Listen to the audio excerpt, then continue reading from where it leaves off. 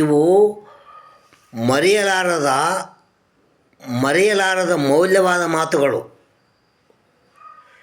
ದೇಶದ ರಕ್ಷಣೆ ಮಾಡುವವನು ಸೈನಿಕ, ದೇಶವನ್ನು ಭಕ್ಷಣೆ ಮಾಡುವವನು ರಾಜಕಾರಣಿ. ದೇಶಕ್ಕೆ ಅನ್ನ ಹಾಕುವವನು ರೈತ, ಅನ್ನ ಹಾಕಿದವನ ಮನೆಗೆ ಕನ್ನ ಹಾಕುವವನೊಬ್ಬ ಕಳ್ಳ, ದುರುಳ ವ್ಯಾಪಾರಿ, ಕಟುಕ. ದೇಶದ ಭವಿಷ್ಯವನ್ನು ರೂಪಿಸುವಾತ ಶಿಕ್ಷಕ, ಗುರು, ಶಾಲೆ ಮೇಷ್ಟ್ರುಗಳು. ದೇಶದ ಭವಿಷ್ಯವನ್ನು ರೂಪಿಸುವಾತ ಶಿಕ್ಷಕ, ದೇಶವನ್ನು ದುಸ್ಥಿತಿಗೆ ತಂದು ಹಾಳು ಮಾಡುವವರು ಭಯೋತ್ಪಾದಕ. ಹೀಗಾದರೆ ನಮ್ಮ ದೇಶ ಹೇಗೆ ಉದ್ಧಾರವಾಗುವುದು?